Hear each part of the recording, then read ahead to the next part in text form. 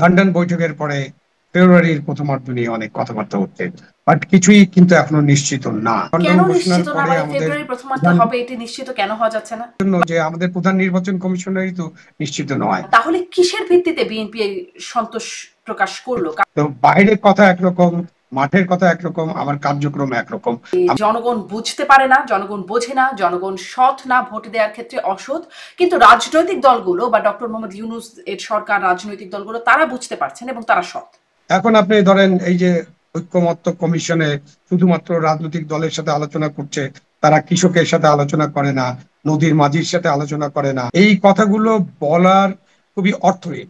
এরকম আলোচনা পৃথিবীর কোনো দেশে কোনো কালেই হয়নি। ধরুন ঐক্যমত্য হলো আর কি, সংসদে গেল, ধরে নেওয়া হচ্ছে বিএনপি যাবে, বিএনপি গেল, যদি তারা না মানে কি হবে তারপর? না মানলে কি হয়, এটা তো হয়ে গেছে, বাংলাদেশে ঘটেনি।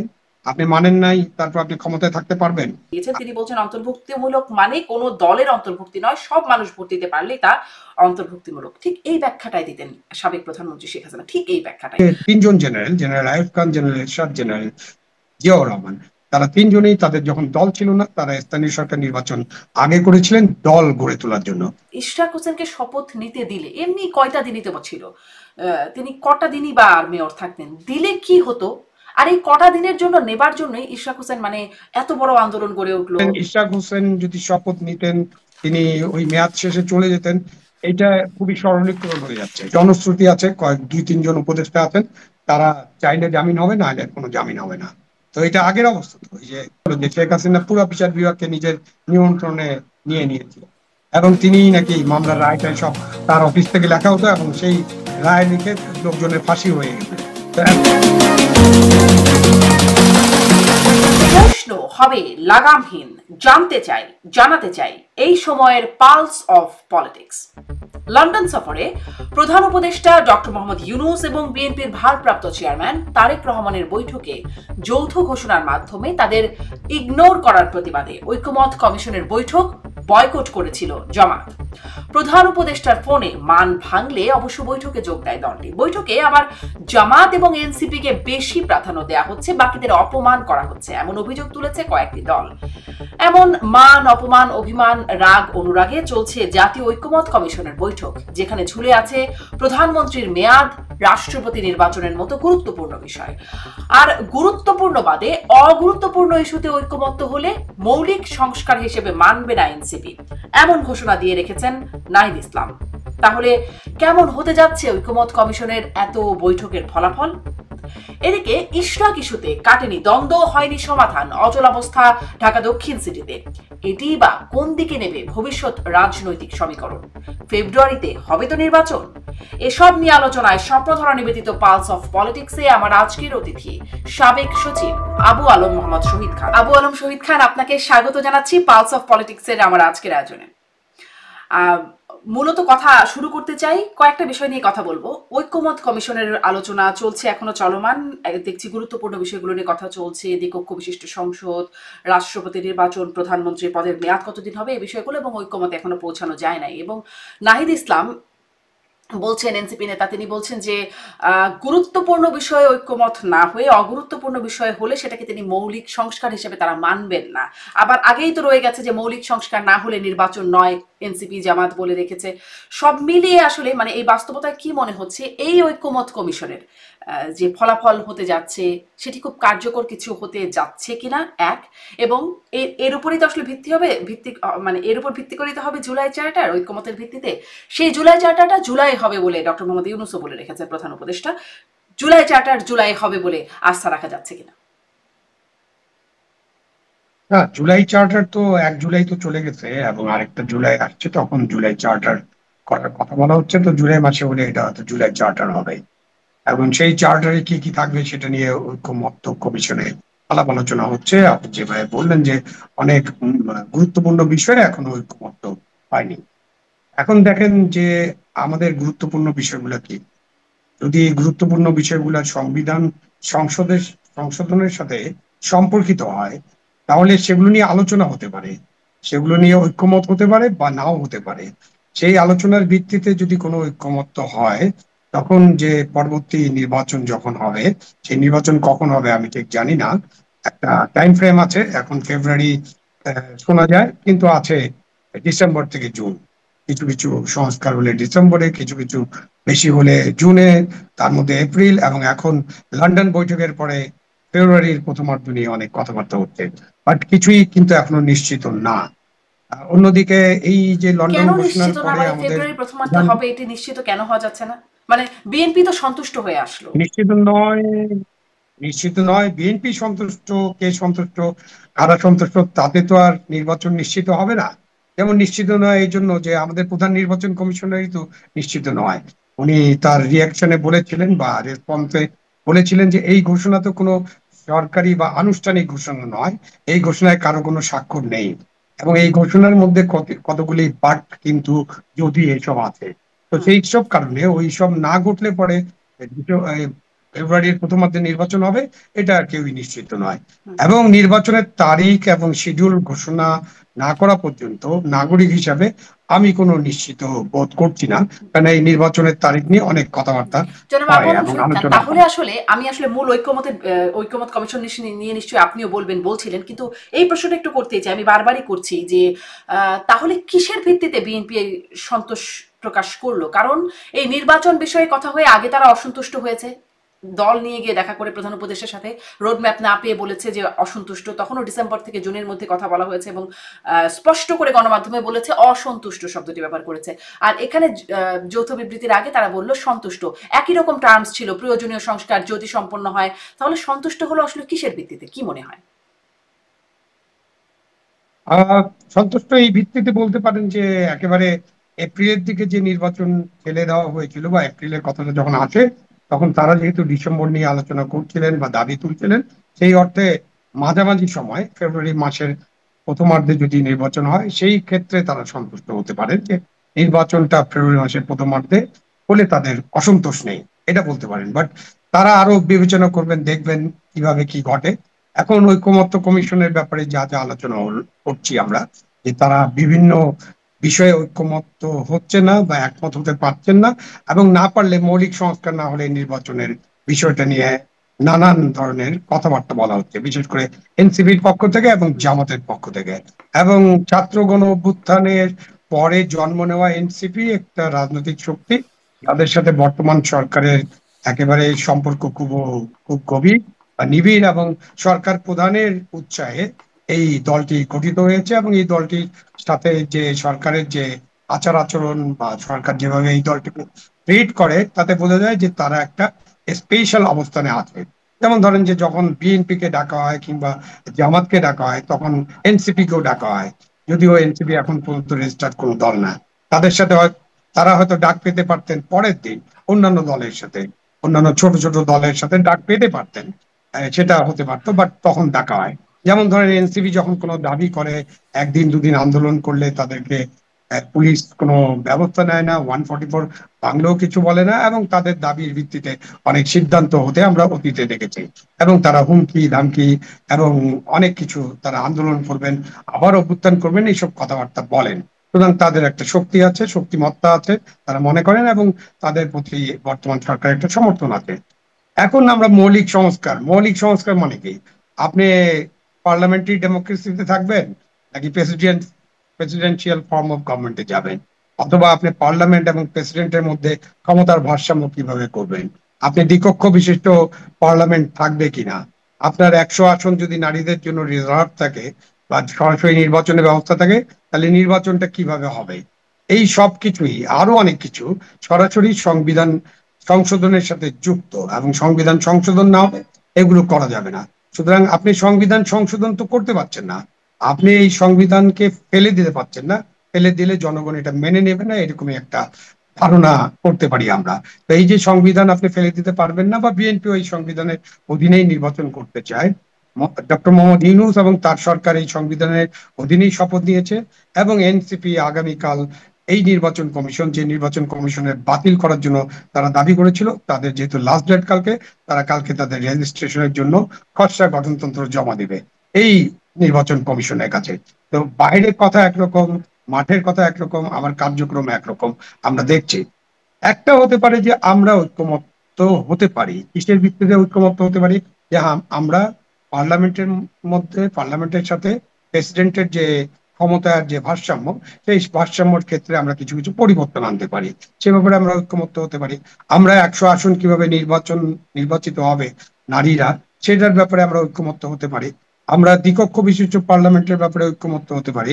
আমরা একজন ব্যক্তি বা একজন যিনি রাজনৈতিক দলের প্রধান, সেই রাজনৈতিক দলকে জনগণ যদি পছন্দ করে, ভোট দেয়, তারা যদি তাদের মধ্য থেকে যদি একজন প্রধানমন্ত্রী হন, তিনি দুবারের বেশি প্রধানমন্ত্রী হবেন না, এইসব ব্যাপারে ঐক্যমত্য হতে পারি।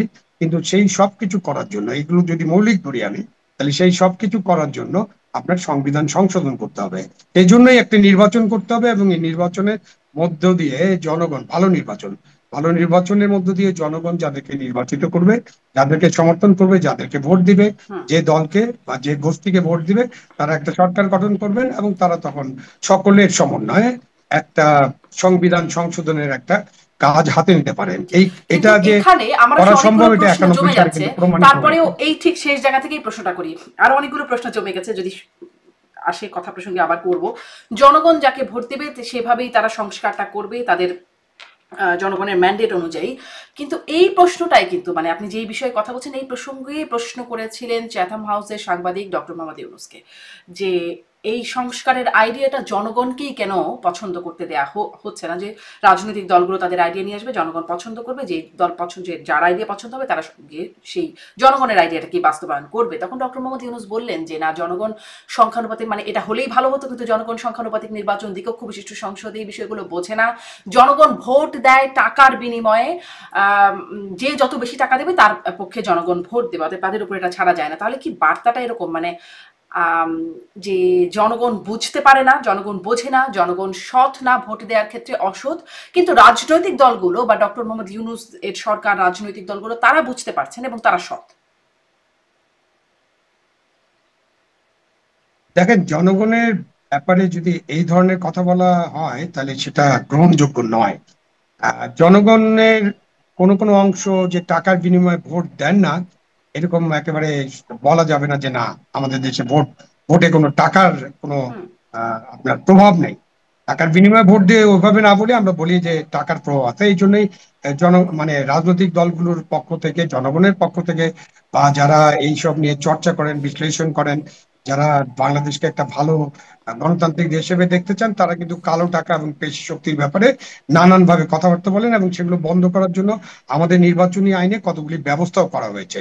কত টাকা খরচ করতে পারবেন, কি ধরনের পোস্টার করতে পারবেন, টাকার হিসাব দিতে হবে, আইনে ব্যবস্থা আছে। কিন্তু আপনি প্রশ্ন করতে পারেন, বা যে কেউ প্রশ্ন তুলতে পারে যে সেগুলো কি ঠিকভাবে প্রয়োগ হচ্ছে কিনা। এই প্রয়োগ করার দায়িত্বটা তো যে সরকার যখন থাকে, গড় যখন থাকে, গভর্নমেন্ট অফ দ্য ডে, তারা যখন নির্বাচন করেন, প্রয়োগ করার দায়িত্ব তাদের।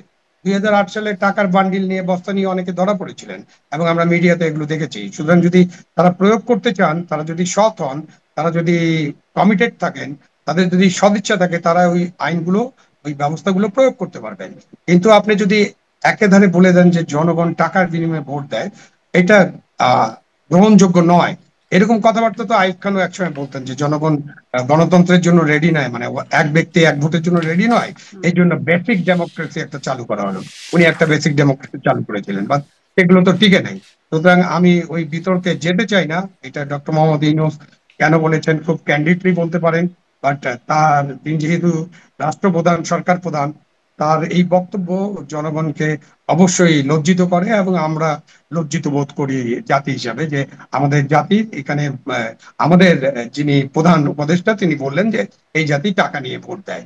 তো বিষয়টাকে আমি ওভাবে দেখতে চাই না, বাট টাকার একটা প্রভাব আছে, কালো টাকারও একটা প্রভাব আছে, এবং সেই পেশি শক্তির প্রভাবটা একটা আসলে প্রভাব আছে। রাজনৈতিক এটা দলগুলোই অস্বীকার খাটায়, করা যাবে না। তাই নয় কি? সেই প্রভাবটা হ্যাঁ, তো আসলে এটা টাকা রাজনৈতিক তো দলগুলো বা রাজনৈতিক দলগুলোই ক্যান্ডিডেটরা দেয়। খাটায় সবসময়। হ্যাঁ, রাজনৈতিক দলগুলোই খাটায়। হ্যাঁ। আর জনগণের অংশগ্রহণ, সংস্কারের জনগণের অংশগ্রহণ, এটা খুব একটা ভেগ টার্ম। সংস্কারের জনগণ কিভাবে অংশগ্রহণ করবে?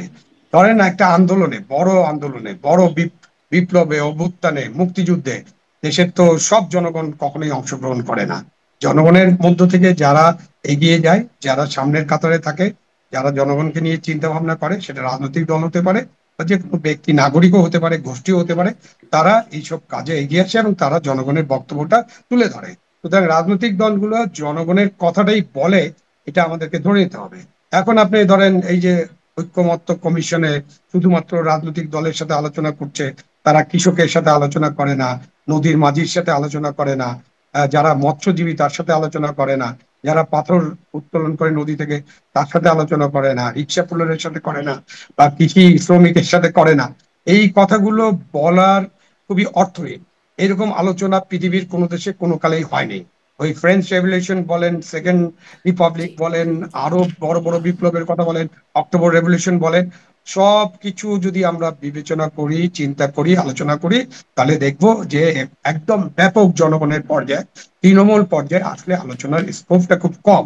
এবং সেখানে আলোচনা নিয়ে যেতে হবে রাজনৈতিক দলের মাধ্যমে, অন্যান্য গোষ্ঠীর মাধ্যমে, যারা এই জনগণের রাজনৈতিক সাথে দলগুলো মানে কাজ করে। যেহেতু রাজনৈতিক দলগুলো বোঝেন, রাজনৈতিক দলগুলো আসলে সৎভাবে এইটা পালন করবেন, বা ডক্টর মোদী ইউনূসের সরকারের সাথে যে আলোচনা হচ্ছে তার মাধ্যমে একটা বাস্তবায়ন হবে, তারই বা নিশ্চয়তা কি? মানে এই রাজনৈতিক দলগুলো তো অতীতেও অনেক প্রতিশ্রুতি দিয়ে আসছে। সেই এরশাদ পতন আন্দোলনের সময় তাদের ৩ জোটের রূপরেখা, বা ১-১১ সরকারের সময় সংস্কার প্রস্তাবনা, নানান রকম, এমনকি ১৮ নির্বাচনের আগে সব দলগুলো মিলে আলোচনা হলো। তারপরে রাজনৈতিক দলগুলো তো প্রতিশ্রুতি করে প্রতিশ্রুতি রাখে না, তার নজির অনেক আছে।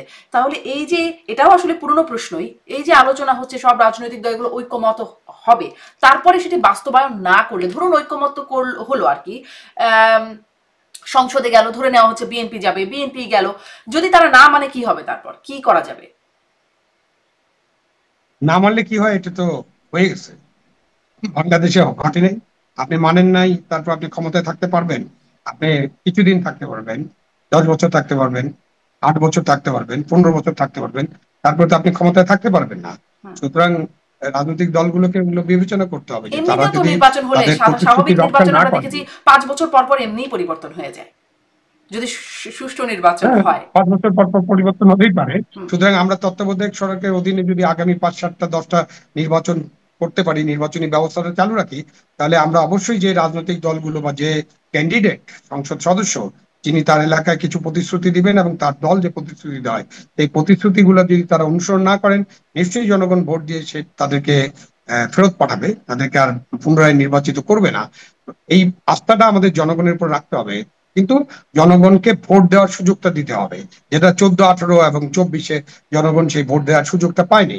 এবং জনগণ ভোট দেওয়ার সুযোগ না পেলে, এবং রাজনৈতিক দলগুলো তাদের প্রতিশ্রুতি, গণতন্ত্রের জন্য প্রতিশ্রুতি, মানবিক অধিকারের জন্য প্রতিশ্রুতি, সুশাসনের জন্য প্রতিশ্রুতি, এবং দেশের উন্নয়ন, মানুষের ভাগ্যের উন্নয়ন, অর্থনৈতিক উন্নয়ন, আইন শৃঙ্খলা রক্ষা, অনেক নানান বিষয় আছে, অনেকগুলো বিষয়, তাদের যে প্রতিশ্রুতি থাকে সেগুলো যদি প্রতিপালন না করেন, তাদেরকে অবশ্যই সরে যেতে হবে, হয় ভোটের মাধ্যমে, না হলে জনরোষের মাধ্যমে। সুতরাং রাজনৈতিক দলগুলো তো এটা জানেন।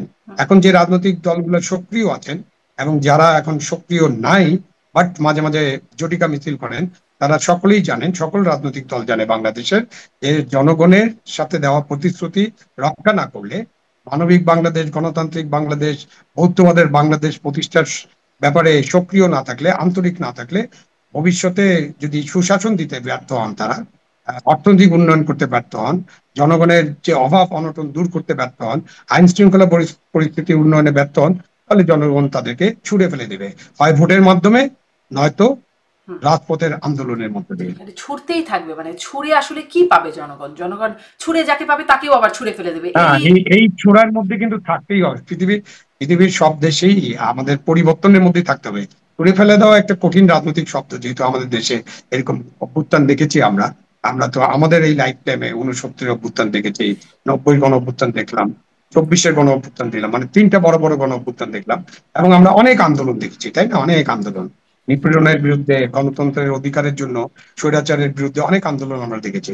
তো আমাদের দেশে তো এটা হয়েছে, হচ্ছে। এবং এর মধ্য দিয়ে যদি রাজনৈতিক দলগুলো নিজেরা শিক্ষা না নেয়, নিজেদের পরিবর্তন যদি না করে, নিজেরা যদি আত্মশুদ্ধ না হয়, তাদের দলের মধ্যে যে সংস্কার করার দরকার, যে গণতন্ত্র আনার দরকার, সেটা যদি তারা না করে, অফকোর্স জি। তাদের এই মানে ব্যাপারে যারা এখন তাদেরকে ক্ষমতায় জনগণের যাওয়ার জন্য মুখোমুখি আছে হতে বা হবে বিবেচনা করা হচ্ছে, এবং একটা জবাবদিহির মধ্যে পড়তে হবে। তারা কতটা আত্মশুদ্ধ হলো সেই প্রশ্নটাই আমি আসি। কিন্তু নির্বাচন এবং ভোটের বিষয় যেহেতু আপনি বলছেন বারবার, বিবিসির সাংবাদিক ডক্টর মোহাম্মদ ইউনূসকে জিজ্ঞাসা করেছিলেন যে অন্তর্ভুক্তিমূলক এবং অংশগ্রহণমূলক নির্বাচন সেটি আওয়ামী লীগ না থাকলে কিভাবে হবে, তখন ডক্টর মোহাম্মদ ইউনূস মাননীয় প্রধান উপদেষ্টা ঢাকায় জাতিসংঘের রেসিডেন্ট কোঅর্ডিনেটরের বরাত দিয়ে বলছেন, তিনি যেই অন্তর্ভুক্তিমূলক নির্বাচনের সংজ্ঞাটি দিয়েছেন, তিনি বলছেন অন্তর্ভুক্তিমূলক মানে কোনো দলের অন্তর্ভুক্তি নয়, সব মানুষ ভোট দিতে পারলেই তা অন্তর্ভুক্তিমূলক। ঠিক এই ব্যাখ্যাটাই দিতেন সাবেক প্রধানমন্ত্রী শেখ হাসিনা, ঠিক এই ব্যাখ্যাটাই। মানে তার ব্যাখ্যা ভুল হলে এই ব্যাখ্যা ঠিক বলা যাবে কি করে, বা এই ব্যাখ্যা ঠিক কিনা?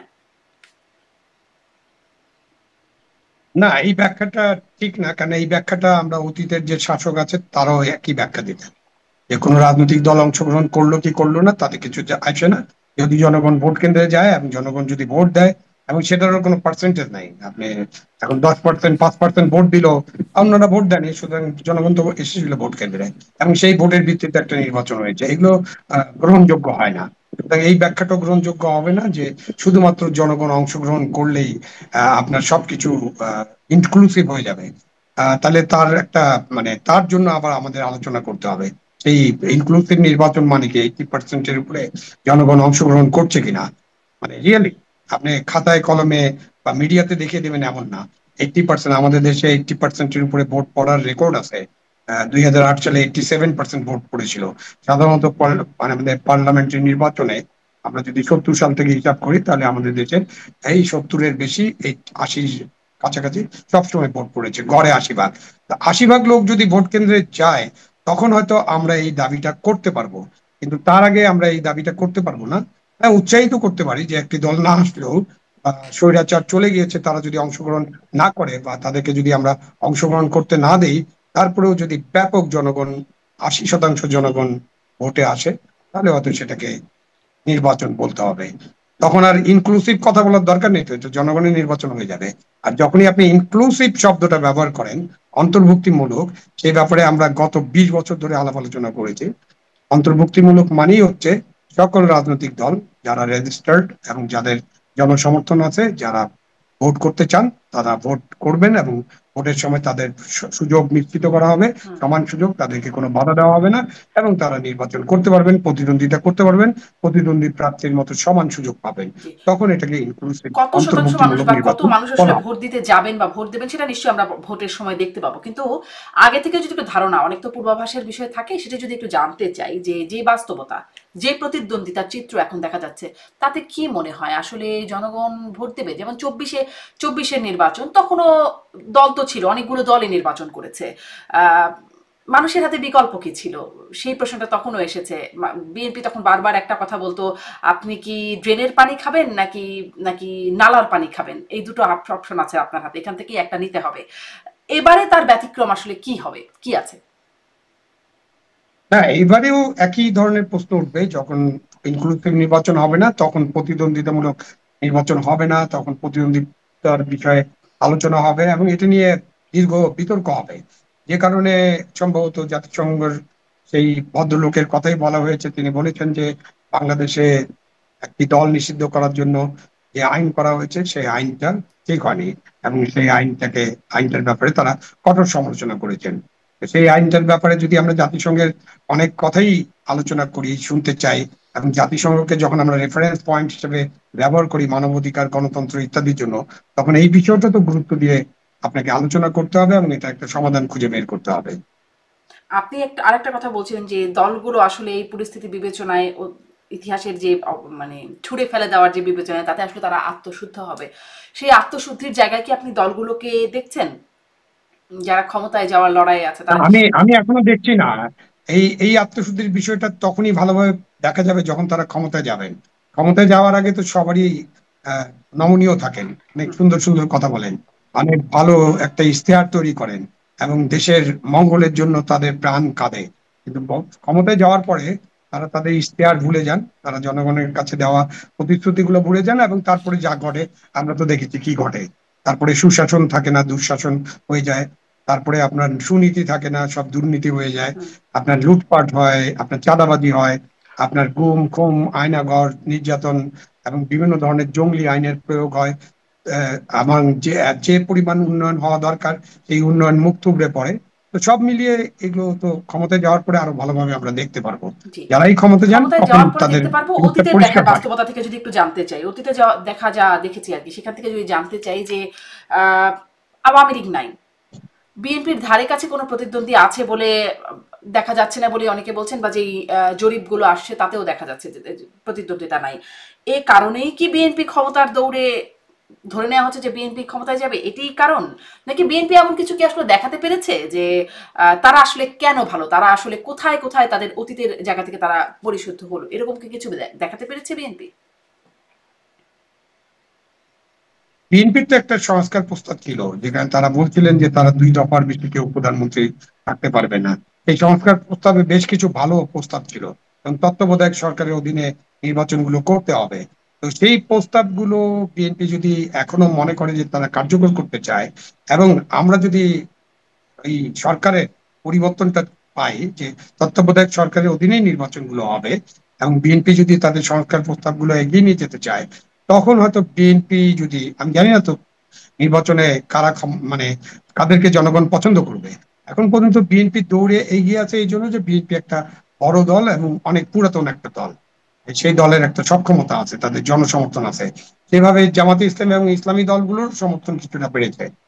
তো ওই তুলনায় বাড়েনি যে তুলনায় তারা বিএনপির সাথে প্রতিদ্বন্দ্বিতা করে সরকার গঠনের মতো সংখ্যাগরিষ্ঠতা পাবেন, এটা এখন মনে হচ্ছে না। সে কারণে মনে হয় যে বিএনপি প্রতিদ্বন্দ্বিতায় এগিয়ে আছে, এবং তারা হয়তো একটা ভালো ভোট হলে তারা একটা সরকার গঠনের মতো সংখ্যাগরিষ্ঠতা পেতে পারেন। তখন আসলে তারা সরকার গঠন করার পরে তারা যে সংস্কারের ব্যাপারে কথা বললেন, যে প্রতিশ্রুতিগুলো দিলেন, অথবা জাতীয় জাতীয় ঐক্যমত্যে যেসব বিষয়ে তারা একমত হবেন, এবং এটার যে চার্টারে যদি তারা সিগনেচার করেন, সাইন করেন, এবং এই চার্টারটা যদি জনগণের সামনে তুলে ধরা হয়, তখন নিশ্চয়ই আমরা একটা দলগুলোর মধ্যে একটা পরিবর্তন আমরা দেখতে পারবো। জি। কিছুটা পরিবর্তন হয় নাই এরকমটা মনে হয় না। তাদের যে প্রধান নেতা এখন কিন্তু এখনো দেশে ফিরে আসেননি, বাট এই 5ই আগস্টের অভ্যুত্থানের পরে বিএনপির কিছু কিছু লোকজন এবং বেশ কিছু এলাকায় তাদের যে কার্যক্রম, সেটা নিয়ে অনেক সমালোচনা আছে। সেই কার্যক্রমগুলোর মধ্যে চাঁদাবাজি আছে, দখল আছে, ইত্যাদি আছে, এবং সে ব্যাপারে বিএনপির পক্ষ থেকে কিছু কিছু ব্যবস্থাও নেওয়া হচ্ছে। বাট ফাইনালি একটা জিনিস আমাদেরকে বোঝার চেষ্টা করতে হবে, যে দেশে একটা সরকার আছে, সেখানে বিএনপি হোক আর অন্য দল হোক, যে কোনো দল, যে কোনো রাজনৈতিক সংগঠনের নামে কেউ যদি এসব করে, সেগুলোকে বাধা দেওয়া এবং সেগুলোর বিরুদ্ধে আইনগত ব্যবস্থা নেওয়ার দায়িত্ব কিন্তু সরকারের। হুম। সেখানে আপনি এরকম খোলা হাতে ছেড়ে দিচ্ছেন কি কেন, সেই ব্যাপারে কিন্তু মানুষজন কনস্পিরেসি থিওরিতে বিশ্বাস করা শুরু করেছে। কারণ তারা বলছে যে এটা ইচ্ছা করে করতে দেওয়া হচ্ছে, যাতে এই বিএনপির যারা তৃণমূলের দুষ্টামি করছে বা যারা পার্টির নির্দেশ অমান্য করছে, তারা এসব করতে থাকুক, এবং তার ফলে জনমনে তাদের সম্পর্কে একটা বিতৃষ্ণা হোক। এই কাজটা তো সরকারের। আপনি তো বলতে পারেন না যে সরকার আছে কিন্তু অন্য একটা রাজনৈতিক দল সবকিছু দখল করে নিছে, চাঁদাবাজি করতেছে, সন্ত্রাস করতেছে। তো এটা তো করতে দেওয়া যাবে না। করতে দেওয়া হচ্ছে কেন? তারপরে আছে যে মবের মূল্য, যেটা মবতন্ত্র, সেটাও তো আমরা সরকারকে ভালোভাবে কঠোরভাবে মোকাবিলা করতে দেখি না। মাঝে মাঝে মুখে কঠোর কথাবার্তা বলেন, বাট দেখি না।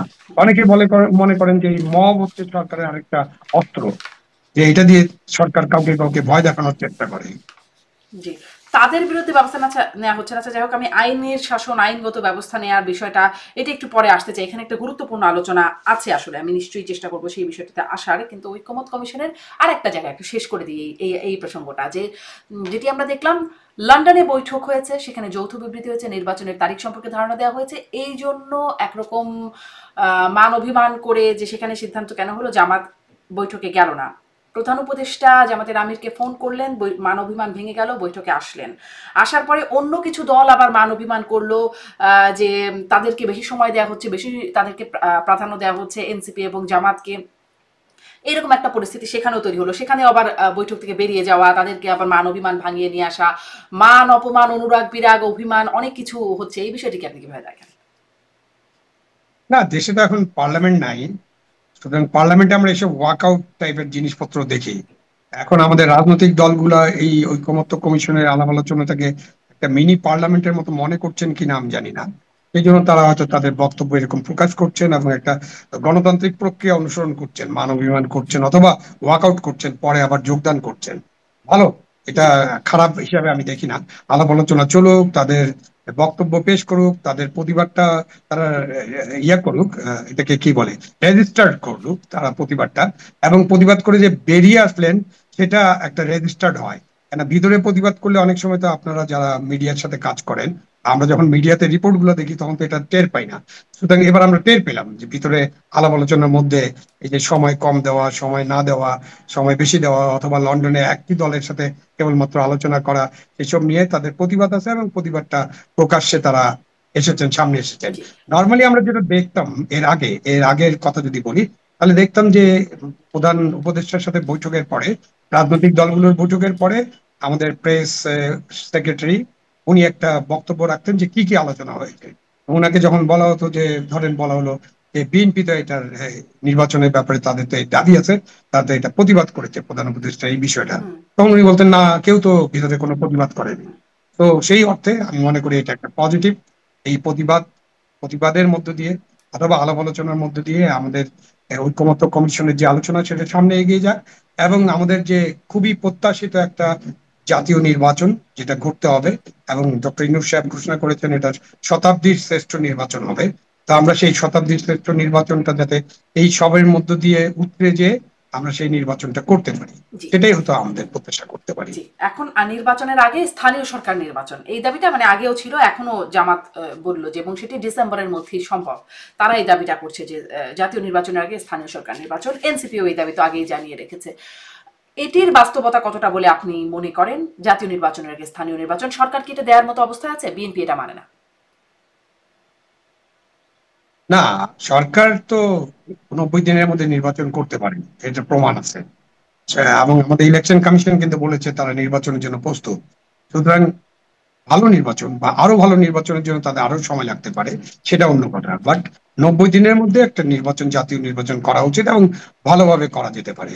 এখন জাতীয় নির্বাচনের আগে স্থানীয় সরকার নির্বাচন, এইটা তো ব্যাপারে ঐকমত্য হওয়ার সম্ভাবনা খুবই কম, এবং বিএনপি এটাতে রাজি হবে না এই জন্য যে আমাদের ঐতিহাসিক অভিজ্ঞতা কি বলে।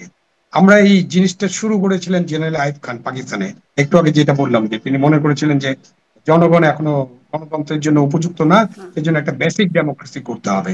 তখন তিনি ইউনিয়ন পরিষদের নির্বাচনের মধ্যে দিয়ে ওই যে 80,000, আমরা যোগ করে বলতাম যে 80,000 ফেরেস্তা নির্বাচন করছে, 80,000 প্রতিনিধি তারা আইয়ুব খানকে নির্বাচিত করতেন, বা প্রেসিডেন্ট পদে যিনি দাঁড়াবেন তাকে নির্বাচন করবেন। সেটা ছিল একটা স্থানীয় সরকার নির্বাচন। এরপরে জেনারেল জিয়াউর রহমান যখন ক্ষমতায় আসেন, ও তো এখানে বলে রাখা ভালো, আইয়ুব খানের কোনো দল ছিল না, ওইটার মধ্যে দিয়ে তিনি দল সংগঠিত করেছেন। দলের নাম মুসলিম লীগ, অসুবিধা নেই। এরপরে জিয়াউর রহমান সাহেব যখন ক্ষমতায় আসলেন তখন তারও কোনো দল ছিল না, তিনিও কিন্তু স্থানীয় সরকার নির্বাচন আগে করেছিলেন, কেননা এর মধ্যে দিয়ে দল গঠনের মতো শক্তিশালী লোকজন খুঁজে পাওয়া যায়। জেনারেল এরশাদ সাহেব একই কাজ করেছেন। সুতরাং আমরা দেখি যে তিনজন general, general Ayub Khan, general এরশাদ, জেনারেল জিয়াউর রহমান, তারা তিনজনেই তাদের যখন দল ছিল না তারা স্থানীয় সরকার নির্বাচন আগে করেছিলেন দল গড়ে তোলার জন্য। তো বিএনপির তো সেই অভিজ্ঞতা আছে, বিএনপি তো জানে যে স্থানীয় সরকার নির্বাচন আগে করার কারণটা কি। তো সেই কারণে বিএনপি এটাতে রাজি হওয়ার কোনো কারণ নেই, এবং স্থানীয় সরকার নির্বাচন আগে না পরে এটা নিয়ে একটা বিতর্ক আছে, এটা আলাদাভাবে অনেক কথা বলা যায়। আগে হলেও তেমন ক্ষতি নেই, পরে গেলেও তেমন ক্ষতি নেই, বাট বিএনপি এটাতে রাজি হবে না, কারণ তারা মনে করে যে এনসিপি যে নতুন দল এবং জামাতে ইসলামী, তারা স্থানীয় সরকার নির্বাচনের মধ্যে তাদের সংগঠনটাকে শক্তিশালী করতে চায়। একটা বড় রিস্ক হবে এটা, যে স্থানীয় সরকার নির্বাচনে কিন্তু ব্যাপক প্রতিদ্বন্দ্বিতা হয়, এবং নির্বাচনটা একেবারে একদম তৃণমূল পর্যায়ে, গ্রামে গ্রামে, পাড়ায় পাড়ায়, মহল্লায় মহল্লায়, এবং গোষ্ঠী গোষ্ঠীতে হয়, নদীর এই পার ওই পার, খালের এই পার ওই পার, স্কুলের এই পাশে ওই পাশে। তো সেখানে এই অনেক বিশৃঙ্খল পরিস্থিতির সৃষ্টি হয়, অনেক হতাহতর ঘটনা আমরা দেখেছি। সেরকম একটা স্থানীয় সরকার নির্বাচনে যদি আমরা আইন শৃঙ্খলা পরিস্থিতিকে নিয়ন্ত্রণে রাখতে না পারে এই সরকার, তখন প্রশ্ন উঠবে তাহলে কি এই পরিস্থিতিতে জাতীয় নির্বাচন করা যায় কিনা। সুতরাং এইরকম একটা পরীক্ষামূলক নির্বাচন করার প্রয়োজন আমি নাগরিক হিসেবে এখন মনে করছি না। জি, আপনি মনে করছেন এটা প্রয়োজন আছে। আসি এবার একটু ইশরাক হোসেনের বিষয়ে।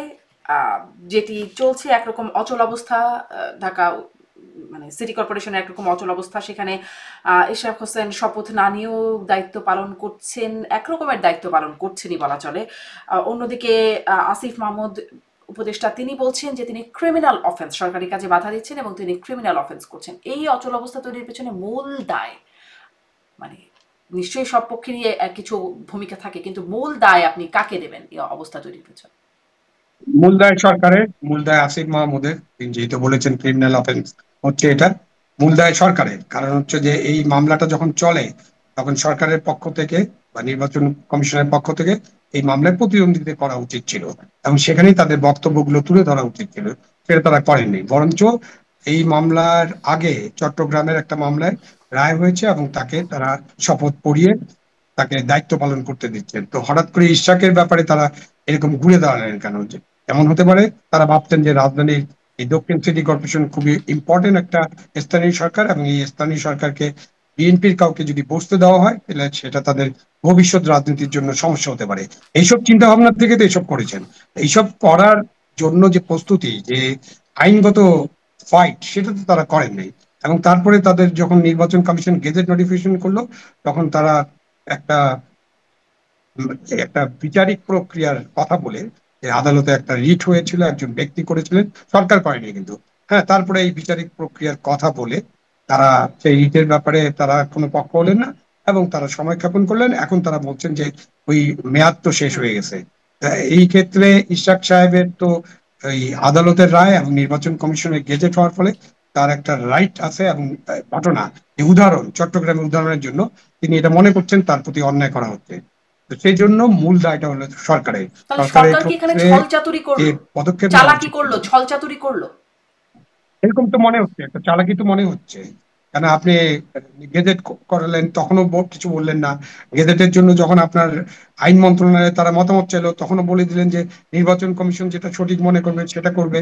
আপনারা এই ব্যাপারে কোনো আপিল করলেন না, কোনো আইনি প্রক্রিয়া অনুসরণ করলেন না, অযথা সময় ক্ষেপণ করলেন। তো সেটাকে আপনি সময় ক্ষেপণ করা বলতে পারেন ডিপ্লোম্যাটিক্যালি, হুম। কিন্তু ছলচাতুরি বলতে পারেন। ছলচাতুরি বলাটাই হয়তো ইশরাক সাহেব সেটাই বলবে, মানে এটা এক ধরনের চাতুর্যপনা হয়েছে এবং এটা তো জনগণ দেখছে। জি। আর ইশরাক এখন সাহেব এখন এখানে যেটা এখানে করছেন, আসলে তিনি তো বেসিক কারণটা যদি, নিজেকে মেয়র হ্যাঁ, করছেন। একটু বেসিক কারণটা যদি বিশ্লেষণ করতে বলি, মানে ইশরাক হোসেনকে শপথ নিতে দিলে এমনি কয়টা দিনই তো ছিল, তিনি কটা দিনই বা আর মেয়র থাকতেন, দিলে কি হতো? আর এই কটা দিনের জন্য নেবার জন্যই ইশরাক হোসেন মানে এত বড় আন্দোলন গড়ে উঠলো। এমনিতেও যদি এখন স্থানীয় সরকার নির্বাচন হয় বা যখনই হবে, দক্ষিণের মেয়র হয়তো তিনিই হবেন, যদি যেহেতু তার একটা জনপ্রিয়তা আছে দলের মধ্যে বা সেই এলাকায়। আহ, মানে দুই পক্ষেরই এমন এত একটা দান্দিক অবস্থানে চলে যাবার কি কারণ? ঢাকার দক্ষিণ সিটি কর্পোরেশন হয়তো রাজনৈতিকভাবে খুবই গুরুত্বপূর্ণ, এটাই একটাই এক নম্বর কারণ, অন্য কোনো কারণ নাই। আচ্ছা। এখানে কোনো ব্যক্তিগত দ্বন্দ্ব নেই বা কোনো অন্য কিছু নেই, রাজনৈতিক ইম্পর্টেন্স। এই কারণেই এখানে এই বিষয়টা নিয়ে এই জল ঘোলা করা হচ্ছে। তা এখন ধরেন ইশরাক হোসেন যদি শপথ নিতেন, তিনি ওই মেয়াদ শেষে চলে যেতেন, এটা খুবই সরলীকরণ হয়ে যাচ্ছে। কারণ মেয়র সাহেব বা সেই যে যারা থাকবেন, যে সিটি কর্পোরেশন, সবারই যাওয়ার কথা আরেকটি নির্বাচনের মধ্য দিয়ে। যারা শপথ গ্রহণ করবেন তারা যখন শপথ নেবেন সেদিন থেকে যাওয়ার কথা। সুতরাং ইশরাক হোসেন আসলে মেয়র যদি শপথ নিতেন তাহলে তিনি যেতেন না, কারণ তার পক্ষে ওই আইনটা তখন তারা প্রয়োগ করার চেষ্টা করতেন, সেটা নিয়ে তারা আদালতে যেতেন। এখন তো সারা দেশের সমস্ত সিটি কর্পোরেশন, লোকাল গভর্নমেন্ট যা আছে সব ভেঙে দেওয়া হয়েছে, উপজেলা পরিষদ, সিটি কর্পোরেশন, পৌরসভাগুলো। তো সেই ভেঙে দেওয়া পৌরসভাগুলোতে তো আর নতুন করে কাউকে বসানোর সুযোগ নেই, সেখানে প্রশাসক বসানো হয়েছে, একটা নির্বাচন করার সুযোগ আছে। কৃষকের ব্যাপারটা আসলে খুবই একটা জটিলতার মধ্যে সরকার নিজে নিজেকেই ছেড়ে দিয়েছেন। হুম। এখন এই জটিলতাটা সামনে কোথায় গিয়ে দাঁড়াবে বলে মনে হয়? কারণ লন্ডনে বৈঠকের পর বিএনপিকে একটু সুর নরম করতে দেখা যাচ্ছে। আগে যেরকম একরকম আন্দোলন আন্দোলন বার্তা ছিল একটা, সেখান থেকে একটা সব খুব সহযোগিতা, ইতিবাচক এই শব্দগুলো বেশি ব্যবহার করা হচ্ছে। আহ, কিন্তু ইশরাকের বিষয়টা এখনো চলমান, ক্রিমিনাল অফেন্সের মতো বিষয়ও বলছে সরকারের পক্ষ থেকে। দ্বন্দ্বটা এখনো মানে হ্যাঁ, মিটমাট। যদি এটা জি, জি। হ্যাঁ, ঠিক আছে, লন্ডনের বৈঠকের পরে তারা সরকারের সাথে সহযোগিতা করতে চাচ্ছেন, বাট ইশরাকের বিষয়টা তো এটা আইনগত বিষয়ে তারা ধরে নিয়েছেন এবং ইশরাক তো ইশরাকের মতো আন্দোলন করছেন। এই আন্দোলনে বিএনপির অবশ্যই নৈতিক সমর্থন আছে, না হলে এত লোক আন্দোলনে থাকে কি হবে? এবং ইশরাকের নিজস্ব সমর্থনও আছে, তাকে যারা ভোট দিয়েছিলেন। এখন আপনি ওই যে লন্ডন বৈঠকের পরে সবকিছু বিএনপি একেবারে মেনে নিবে, এটা মেনে নেওয়ার তো কোনো কারণ আমি দেখছি না। নিশ্চয়ই তারা যখনই সুযোগ পাবে তখনই তাদের যে পক্ষে যে জনসমর্থন আছে সেই জনসমর্থনটাকে প্রকাশ করার জন্য তারা কিছু কিছু আন্দোলনের পদক্ষেপ, কিছু কিছু সমাবেশ করবে, বড় বড় সমাবেশে তারা অংশগ্রহণ করবে, এটা খুব স্বাভাবিক। তো ইসাক সাহেব এখন ওইটাই করছেন সম্ভবত। এবং যে ক্রিমিনাল অফেন্স বললেন, হুম। বলার পরে এটা আসিফ মাহমুদকে আসলে আপনি সরাসরি জিজ্ঞাসা করলেই পারতেন। উনি একজন উপদেষ্টা, উনি যখন বলেন ক্রিমিনাল অফেন্স, তখন এই ব্যাপারে নিশ্চয়ই থানা পুলিশ আইনগত ডায়েরি তো করতে হবে। এই এই জায়গাটাতে উনি সরকারি কাজে বাধা দিচ্ছেন, এটা ক্রিমিনাল অফেন্স তো শুধু না, সরকারি কাজে বাধা দেওয়া খুবই কঠিন একটা আইন আছে। তা আপনারা সেটা তো তারা করেন নাই। সুতরাং এটাও এখন সবাই ওই যে কথার কথা বলছেন, ইশাক সাহেবের মতো বলছেন। আর আমাদের লোকাল গভর্নমেন্ট উপদেষ্টা নিশ্চয়ই উপদেষ্টা পরিষদের সাথে আলাপ আলোচনা করেছেন অথবা করেন নাই, তিনি তার মতো কথা বলছেন। ক্রিমিনাল অফেন্স হলে তো তারা আইনগত ব্যবস্থা নেবেন, নেন নাই তো। বলার পরে তো 7 দিন 10 দিন চলে যাচ্ছে। জি। এইভাবে কিন্তু দক্ষিণ সিটি কর্পোরেশন চলবে না। এখানে একটা সমাধান করতে হবে। এখানে মানুষ সেবা থেকে বঞ্চিত হচ্ছে। জি। একদমই এই এবং এই এই যে কার্যক্রম, এটা আইনগত ভিত্তি থাকতে হবে। একদম এই ডেঙ্গুর সময়, করোনার সময়, এখন যদি এই দক্ষিণ সিটি কর্পোরেশনের মতো গুরুত্বপূর্ণ প্রতিষ্ঠান তারা যদি অচল অবস্থায় থাকে, এই ভোগান্তিটা তো আসলে নগরবাসীর চরমভাবে আসে। আইনের শাসন, আইনের প্রয়োগের বিষয়ে আপনি একটু কথা তুলছেন। আমি বলছিলাম যে এই বিষয়টাতে আসবো, আইনগত ব্যবস্থা মবের বিরুদ্ধে নেওয়া হচ্ছে না বা কার বিরুদ্ধে নেওয়া হচ্ছে না সেই বিষয়টা বলছিলেন। কিছু বিষয়ে আইন খুব দ্রুত কাজ করছে, এবং সেটাও কতটা আইনিভাবে কাজ করছে সেটি আপনার কাছে জানতে চাইবো। যে একটা বিষয় নিয়ে সম্প্রতি সামাজিক যোগাযোগ মাধ্যমে খুব মানে আলোচনা হলো, এবং সেইখানেও প্রতিবাদ চলছে। রোকেয়া বিশ্ববিদ্যালয়ের শিক্ষক মাহমুদুল হক তিনি গ্রেপ্তার হয়েছেন। এই গ্রেপ্তারকে আন্তর্জাতিক খ্যাতিসম্পন্ন সাংবাদিক ডেভিড বার্গম্যান তিনি বলছেন যে তার বিরুদ্ধে খুনের অভিযোগ রেডিকুলাস, তিনি শব্দটা ব্যবহার করছেন, এবং গ্রেপ্তারকে রেডিকুলাস বলা হচ্ছে। এইরকমটি হচ্ছে, সরকার এখানে আসলে কি ব্যবস্থা? আমি যদি সাথে সাথে এটাও বলি, শিক্ষকের সাথে সাথে আমরা দেখেছি আমাদের সাংবাদিক, আপনিও গণমাধ্যমের শীর্ষ কর্তা পর্যায়ে কাজ করেছেন, অভিজ্ঞতা আছে, আপনি সবাইকে চেনেন। হত্যা মামলায় গ্রেপ্তার হয়ে আছেন সাংবাদিকরা। কদিন আগে দেখলাম সাংবাদিক ফারজানা রূপা, তার মা মারা গেলেন। শাকিল আহমেদ তিনি হাত করা পড়া অবস্থাতেই গেলেন, সেখানে প্যারোলে মুক্তি পেলেন 4 ঘন্টার জন্য, তারপরে আবার জেলখানায় গেলেন আর কি। এই অবস্থায় আছেন তারা সবাই, হত্যা মামলার আসামি, ক্যান্সারের রোগী আছেন, তাদের জামিনও হচ্ছে না। যেখানে সরকার আসার পরপরই অনেক জঙ্গি নেতার জামিন হয়ে গেল, আইনের মানে জামিনের আবেদন হয়েছে, আইনগত প্রক্রিয়ায় তারা জামিন পেলেন, অথচ এই সাংবাদিক শিক্ষক তাদের জামিন হচ্ছে না, হত্যা মামলার আসামি হয়ে আছেন। কেন? এটাকে তো আইনের শাসন বলা যাবে না। এখন ডেভিড বার্গম্যান কি বলছে এটা আমার জানার দরকার নেই, মানে ওনার রেফারেন্স না দিলেও চলবে। আমাদের দেশের অনেক জুরিস্ট যারা আছেন, অনেক আইনজ্ঞ আছেন, তারাও বলেছেন এই যে ঢালাও হত্যা মামলা এবং 100 200 300 জনকে আসামি এবং নাম না জানা আরো শত শত আসামি, এবং যেসব হত্যা মামলার সাথে কোনো কেউ কানেক্টেডই না, হুম। এবং এর প্রায় 10 মাস হয়ে যাচ্ছে, প্রায় ধরেন 7 8 মাস আগে যদি কোনো মামলা হয়ে থাকে, 6 মাসও কোনো মামলা হয়ে থাকে, এগুলো তদন্ত করে, দ্রুত তদন্ত করে এগুলোর ব্যাপারে তদন্ত রিপোর্ট কোর্টের কাছে পেশ করা, এইসব ব্যাপারে তো সরকারের একটা দায়িত্ব ছিল। এবং সরকার বলেছিল, সরকারের আইন উপদেষ্টা এবং সরকারের আপনার স্বরাষ্ট্র উপদেষ্টা যিনি আছেন, তারা বলেছেন যে এই সব মামলার ব্যাপারে যেহেতু বাদী মামলা করছে, বাদীকে তো বাধা দিয়ে রাখা যাবে না। ওইটাও আরেকটা বাদ কি বাদ। হুম। মানে এইসব কথা যখন বলে তখন একটু হাসার মতো অবস্থা সৃষ্টি হয়, রাগও লাগে এবং খুব দুঃখ বেদনাও জাগ্রত হয়। কেন আপনি যে কোনো ব্যক্তির বিরুদ্ধে একটা হত্যা মামলা নিয়ে যাবেন, এটা কেন গ্রহণ করতে হবে? এটা কোর্ট কেন গ্রহণ করবে? প্রাইমি ভিসি না থাকলে কেন গ্রহণ করবে? কোর্ট তো সরাসরি এটা ইনকোয়ারির জন্য পাঠিয়ে দিতে পারে। এবং আপনি থানাতে গেলেও থানাও তো এটার ডায়েরি, জেনারেল ডায়েরি করতে পারে এফআইআর না করে। তো সেসব আছে, তারা এসব করছেন না, তারপরে এইসব মামলা হচ্ছে। এবং সেই মামলায় আপনি যে কোনো লোককে গ্রেপ্তার করছেন, সেটা তো অনেক লোক, সাংবাদিক, শিক্ষক, হ্যাঁ, যারা নাট্যকলায় আছেন, যারা সাংস্কৃতিক ব্যক্তিত্ব আছেন, রাজনীতিবিদ তো আছেনই, হুম। তাদেরকে গ্রেপ্তার করা হচ্ছে এবং তাদেরকে একটার পর একটা হত্যা মামলায় গ্রেপ্তার দেখানো হচ্ছে। এসব হত্যা মামলার ধারে কাছে নেই। আমি অনেকগুলো মামলার খবর, এই ব্যাপারে তো আমাদের প্রথম আলোতে রিপোর্ট বের হয়েছে, একেবারে গভীরধর্মী রিপোর্ট। তারা দেখিয়েছে যে কোন মামলা কেন, কে বাদী কি জানে কিনা, হুম। যিনি মারা গেছেন বা নিহত হয়েছেন, শহীদ হয়েছেন, তার আত্মীয় স্বজন যাদের বিরুদ্ধে মামলা হচ্ছে তাদেরকে চেনে না, ইভেন বাদীকেও চেনে না। মিরপুর থানার একটা মামলার কথা জানি।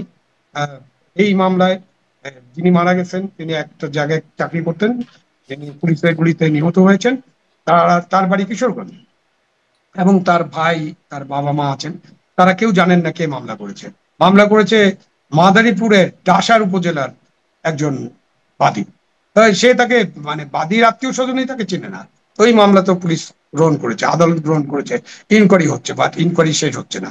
সেই জন্য অনেকে মনে করেন, এক তো হলো যে এই মামলাগুলো খুবই মানে এই মামলাগুলো আইনগত ভিত্তি খুবই দুর্বল। এই মামলাগুলো কোনোখানেই যাবে না, এগুলোর কোনো বিচার করা শেষ পর্যন্ত সম্ভব হবে না, কিন্তু মানুষের তো ভোগান্তি হবে। এবং অনেকে এখন মনে করছেন যে এই মামলার মধ্য দিয়ে একটা মামলা বাণিজ্য হচ্ছে, যে তাদের মধ্যে একটা সিন্ডিকেট গড়ে গড়ে উঠছে। আইনজীবী যারা আছেন, ছোটখাটো আইনজীবী তারা এবং বাদী এবং অন্যান্যরা যারা এই মামলার সাথে যুক্ত, যারা তদন্ত করবেন, তারা মিলে একটা সিন্ডিকেট করে এখন এই টাকা পয়সা সংগ্রহের একটা ব্যবস্থা হয়েছে। তো এই বিষয়ে তো এই দায় দায়িত্ব তো গ্রহণ করতে হবে অন্তর্বর্তীকালীন সরকারকে। অন্তর্বর্তীকালীন সরকার দেশে আইনের শাসন প্রতিষ্ঠা করার কথা ছিল, কথা নিয়েই আসছেন তারা ক্ষমতায়, কেন দেশে এর আগে আইন ছিল না, সুশাসন ছিল না, আইনের শাসন ছিল না। তো তাহলে এখন তো আইনের শাসন থাকতে হবে, সুশাসন থাকতে হবে। এখন তো এরকম ভাবে চলবে না। যে কারণে এই যে আমাদের আন্তর্জাতিক খ্যাতি সম্পন্ন সাংবাদিক, আমাদের বাংলাদেশের যে আইনবিদরা আছেন, তারা আছেন, এবং আরো অনেক ব্যারিস্টার আছেন, অনেক অ্যাডভোকেট আছেন, অনেক বিচারপতি আছেন রিটায়ার্ড, তারা সকলেই বলেছেন যে এই ধরনের মামলা যে হচ্ছে এবং মামলা যে নেওয়া হচ্ছে, এটা একটা বাণিজ্যিক স্বার্থে করা হচ্ছে। এবং এগুলো খুব অন্যায় হচ্ছে, যাদের বিরুদ্ধে মামলা করা হচ্ছে, যাদেরকে গ্রেপ্তার করা হচ্ছে, তাদের উপরে এটা অন্যায় করা হচ্ছে। তারা ন্যায্য যে সম্মান সেটা থেকে বঞ্চিত হচ্ছেন, তারা ন্যায্য যে আর এই যে আইনগত কার জামিন অধিকার হবে কার সেখান থেকে হবে না, বঞ্চিত এটাও হচ্ছেন। আসলে কিসের উপর নির্ভর? মানে মামলা না হয় হচ্ছে একটা বাণিজ্যের ভিত্তিতে, জামিন কার হবে আর কার হবে না এটি কিসের ভিত্তিতে হচ্ছে? আইনের ভিত্তিতে নিশ্চয়ই হবে। জামিন কার হবে কার হবে না, এটা এখানে কেউ তো স্বীকার করতে চান না, বাট এখানে জনশ্রুতি আছে, কয়েক দুই তিনজন উপদেষ্টা আছেন, তারা চাইলে জামিন হবে, না হলে কোনো জামিন হবে না। তো এটা আগের অবস্থা। তো এই যে বিচার বিভাগ, স্বাধীন বিচার বিভাগ, একসময় মাসদার হোসেন মামলার পরে আমরা বিচার বিভাগ পৃথকীকরণ হতে দেখছি না। তারপরে তো বলা হলো যে শেখ হাসিনা পুরো বিচার বিভাগকে নিজের নিয়ন্ত্রণে নিয়ে নিয়েছিল, এবং তিনি নাকি মামলার রায় টায় সব তার অফিস থেকে লেখা হতো, এবং সেই রায় লিখে লোকজনের ফাঁসি হয়ে গেছে। তো এখন তো এটা গুরুত্বপূর্ণ প্রশ্ন। এই প্রশ্নের জবাব তো সরকারের কাছ থেকে পেতে হবে, আর তাদেরকে দিতে হবে, তাদেরকে ক্লারিফাই করতে হবে কেন মামলায় জামিন হয় না। জামিন তো হতে হবে। একজন মামলায় যদি আপনি যখন জাজ সাহেব দেখবেন যে এই মামলার বাদী যে মামলাটি করেছে, সেই মামলায় ওই ব্যক্তির কোনোভাবে জড়িত থাকার কোনো সম্ভাবনা নাই, অবশ্যই জাজ সাহেব জামিন দিতে পারেন। কিন্তু আপনার এখন লোয়ার কোর্টে, মানে ডিস্ট্রিক্ট কোর্টে, জেলা আদালত যেগুলো আছে, সেখানে কোনো জামিন হয় না। হাইকোর্টে যদি আগাম জামিন দেওয়া হয়, সেটা জেলা আদালতে যাওয়ার পরে সেই আগাম জামিনের দিন যখন শেষ হয়ে যায়, তখন তাকে আবার ওখান থেকে জেলখানায় পাঠিয়ে দেওয়া হয়। এবং কেউ যদি মুক্ত হন, তখন একটা মব তৈরি করে জেল গেটে বা অন্য কোনোখানে যেয়ে তাকে ঘেরাও করা হয়, তাকে আবার থানায় নিয়ে যায়, তার বিরুদ্ধে আরেকটা মামলা করা হয়। এইটাই তো চলছে দেশে। এই ব্যবস্থা থেকে তো দেশকে যে মুক্ত করার যে কাজ, সেই কাজটা তো অন্তর্বর্তীকালীন সরকারের, এবং সেটার জন্য তারা প্রতিজ্ঞাবদ্ধ। আপনি একটু আগে আমরা প্রতিশ্রুতি, প্রতিজ্ঞা, ঐক্যমত্য এইসব নিয়ে আলোচনা করছিলাম না? তা আপনি ডক্টর ইউনূস সাহেব যখন এই রাষ্ট্রের দায়িত্ব গ্রহণ করেছেন, এই বাংলাদেশের দায়িত্ব গ্রহণ করেছেন, যখন সরকার গঠিত হয়েছে, তখন তারা কি বলেছেন? তারা দেশকে সুশাসনে ফিরিয়ে আনতে চান, দেশের আইন শৃঙ্খলা পরিস্থিতি উন্নতি করতে চান, আইনের শাসন কায়েম করতে চান, গণতন্ত্র, মানবাধিকার, বহুত্ববাদ, অনেক আছে, তাই না? একদম বলে শেষ করা যাবে না। তার মধ্যে যেগুলো সবচেয়ে গুরুত্বপূর্ণ, তার মধ্যে প্রধান এবং অত্যন্ত গুরুত্বপূর্ণ হলো আইনের শাসন। সেই আইনের শাসন কিন্তু আমরা বাংলাদেশে দেখছি না, জি। এবং এটা খুবই আমাদের দুঃখের কারণ, ক্ষোভের কারণ, বেদনার কারণ। তাহলে আপনি মানে শেখ হাসিনা যেভাবে বিচার বিভাগ আপনি বলছিলেন যে সেভাবেই যদি বিচার বিভাগ চলে, শেখ হাসিনা যেই সংজ্ঞায় নির্বাচনকে সংজ্ঞায়িত করতেন অন্তর্ভুক্তিমূলকভাবে, সেই সংজ্ঞায় যদি এখন চলে, শুধুমাত্র জাতিসংঘের প্রতিনিধির মানে সংজ্ঞার দানকারীর জায়গায় শেখ হাসিনার জায়গায় জাতিসংঘ প্রতিনিধির নাম বলা হয়, তাহলে আসলে পার্থক্যটা কোথায় হলো? ঐক্যমত কমিশন আসলে কোথায় পার্থক্য গিয়ে করাতে পারে, সেই বিষয়গুলো নিশ্চয়ই আমরা দেখবো সামনের দিনে। আপনার সাথে কথা বলবার সুযোগ হবে। জানাব আবু আলম শরীফ খান, অনেক ধন্যবাদ এতক্ষণ সময় দেওয়ার জন্য। দর্শক ধন্যবাদ এতক্ষণ সাথে থাকবার জন্য। আজকের মতো বিদায় নিচ্ছি।